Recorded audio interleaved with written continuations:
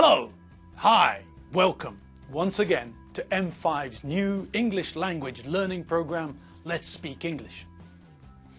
I'm Gav Duncan and I'm here on your TV screen to help you learn English. Now, are you sitting comfortably? Yes? Good. And are you ready for today's lesson? Yes? Good. Okay, well let's learn English together. By the powers of the gods of English, here we are again, back in the studio, ready to get started on another glorious English lesson. How do you feel? Do you feel all right? No, do you feel all right? Good, that's better. So, here we all are, me and the crew, here in the studio, in Budapest, in the 3rd District, and you, all of you, you gods of English, out there, somewhere in Hungarian TV land, in your sitting room, sitting on your sofa, or in an armchair, or in your kitchen perhaps, standing next to the fridge, or sitting on a chair. Maybe you're in your bedroom, sitting on the bed, or perhaps you're in your bathroom, sitting in the bath. Anyway, it's not important where you are. The only thing that matters is that you're here, now, watching today's English lesson.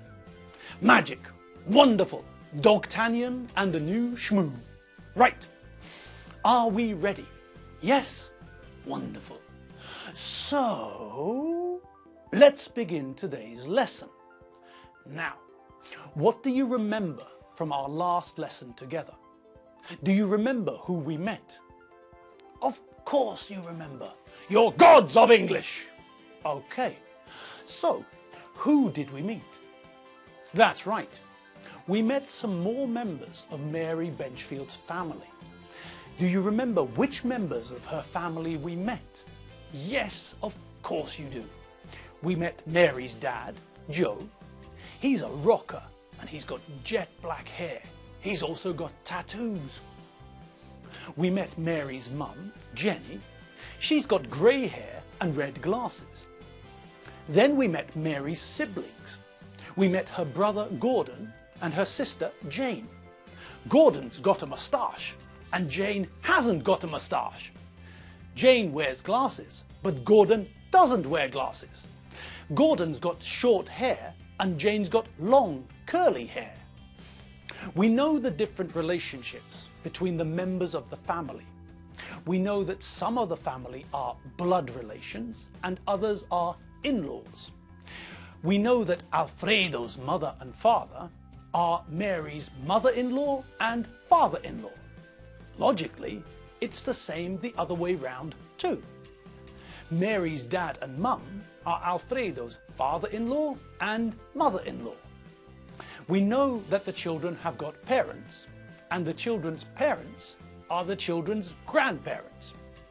We know that we can use grandmother, or granny, or grandma, and we can use grandfather or grandpa. We know that Mary's got 2 siblings, a brother and a sister. We know that Mary's brother is called Gordon, and we know that Mary's sister is called Jane. Great! Wizard, magician, Tim the Enchanter, David Copperfield. Okay, settle down, settle down. All right, well, we know the relationship between Mary and her siblings. They're brother and sister. But what about the relationship between Mary's husband and Mary's siblings? Well, think about what we learned about my family. My sister's got a husband. My sister's husband is called Gary. Now, what's the relationship between me and Gary? That's right, we're brothers-in-law. Gary is my brother-in-law and I'm Gary's brother-in-law. Okay, sorted. So, what's the relationship between Alfredo and Gordon? Correct-a-doodle-doo. They're brothers-in-law. Alfredo is Gordon's brother-in-law and Gordon is Alfredo's brother-in-law. Great, well done. And what about Mary's other sibling? What about Mary's sister, Jane? Well, think about the relationship between Alfredo and Mary's family. They're in-laws. So, Alfredo and Jane are brother-in-law and sister-in-law. Alfredo is Jane's brother-in-law and Jane is Alfredo's sister-in-law. Excellent. Okay, one last look at the relationships and then we'll move on to something else, I promise. Now, the last part of the relationships I want to look at today is the relationship between the children and Mary's siblings. We know the relationship between Mary's siblings and Mary's husband. They're brother-in-law and sister-in-law. But what about the relationship between Gordon and Jane and Tim, John, Elizabeth and Doreen? Well, let's look at the relationship between Gordon and his sister's children first. Gordon is the children's uncle. He's Tim's uncle, John's uncle, Elizabeth's uncle and Doreen's uncle. He's their uncle. Okay. Now, what about Jane? Well, Jane is the children's aunt. Jane is Tim's aunt, she's John's aunt, she's Elizabeth's aunt, and she's Doreen's aunt. Great. So, because he's a man, Gordon is the children's uncle. And because she's a woman, Jane is the children's aunt. The relationship is the same. Both Gordon and Jane are Mary's siblings. They're her brother and sister. But because Gordon is a man, he's his sister's children's uncle. Jane is her sister's children's aunt. Okay, have you got that? I reckon you have. Okay, let's look at the next step. We know that Gordon is the kid's uncle, and we know that Jane is the kid's aunt. But what about the relationship in the other direction? What's the relationship between the kids and their uncle and aunt? Well, Tim and John are nephews to Gordon and Jane. Tim is Gordon's nephew, and Tim is also Jane's nephew. John is Gordon's nephew, and John is also Jane's nephew. So, because they're boys, they're nephews. Okay, and what about the girls? Well, Elizabeth and Doreen are nieces to Gordon and Jane. Elizabeth is Gordon's niece, and Elizabeth is also Jane's niece. Doreen is Gordon's niece, and Doreen is also Jane's niece. Great. So, because they're girls, they're nieces, not nephews. Nephews are always boys or men. Nieces are always girls or ladies. Great! Fab! 5, 4, 3, 2, 1. Twister! Curly whirly! Okay! I said that we'd look at something different. And here it is. Ladies and gentlemen, boys and girls, cats and dogs, rabbits, weasels and hamster. Here comes something new. Are you ready? I hope so, because now we're going to have a look at comparative adjectives. Whee! May the gods of English dance around with happiness. Comparative adjectives. Blimey, on a stick! Great. Okay, so first things first, what does comparative mean? Well, do you remember when we looked at two pictures and talked about the game Spot the Difference? You must remember, it was only last week. Okay, so you do remember. Good. Now, when we looked at the two tenses last week, when we looked at the present simple and the present continuous tenses, we compared them. We looked at them so that we can try to spot where they are the same and where they are different.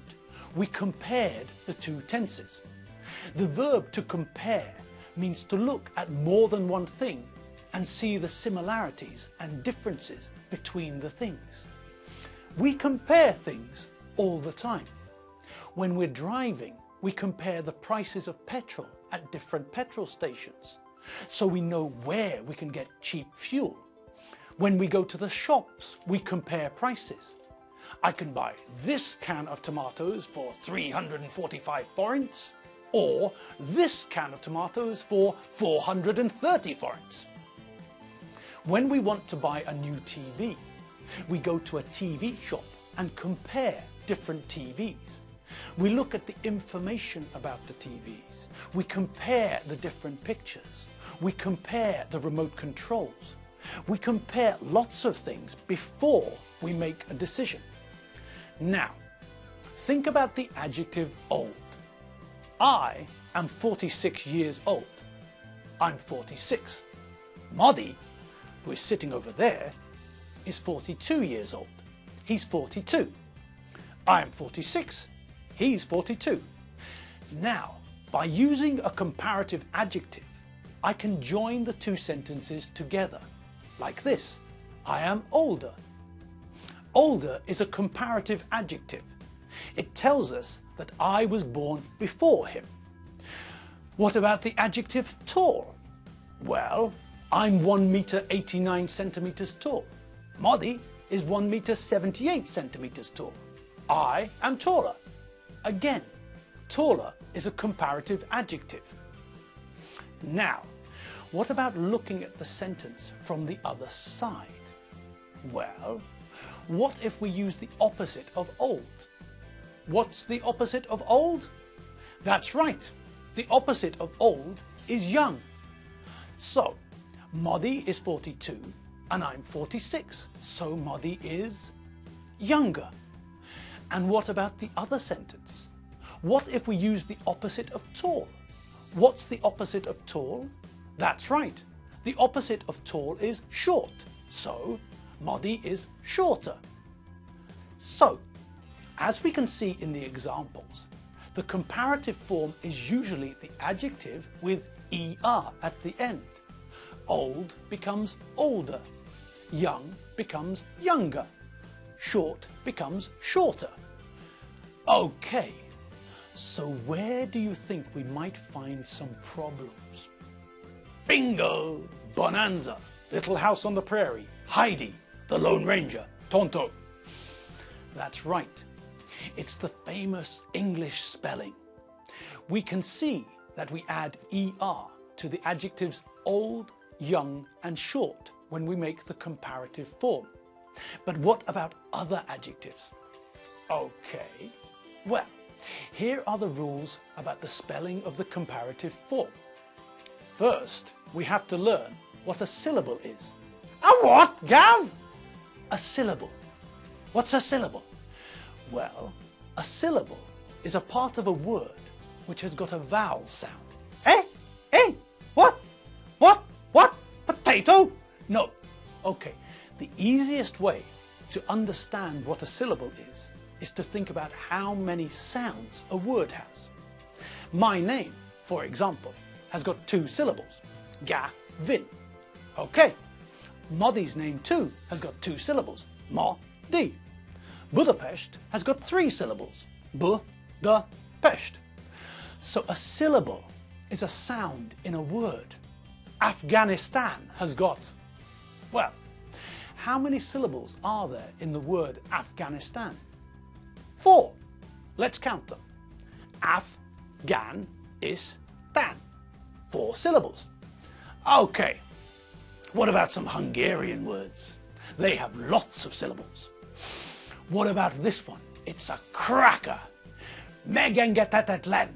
Blimey, oh David, Welsh, Irish, Riley. How many syllables? Let's count them. Meg, eng, get, het, tet, len. 6! And what about elfogotototlon? Elfogotototlon. 6 again. Okay, so now we know what a syllable is. What's the point? Well, the point is that for words with 1 syllable, we add er. If the word ends in vowel plus consonant, then we double the last letter before adding er. If the word ends in Y, we change the Y to I-E-R. So, Moddy's old, but I'm older. 45 degrees Celsius is hot, but 650 degrees Celsius is hotter. And 500 kilograms is heavy, but 1.5 tons is heavier. Okay, that's all we've got time for today. You've been watching me, Gav Duncan, on M5's English language learning program, Let's Speak English. I had fun. I hope you had fun too. I'm Gav Duncan. I'm not Bungle from Rainbow, and I'm not Yoffie from Fingerbobs either. I'm Gav Duncan, and I'll see you next time for some more fun with English. See you later. Bye.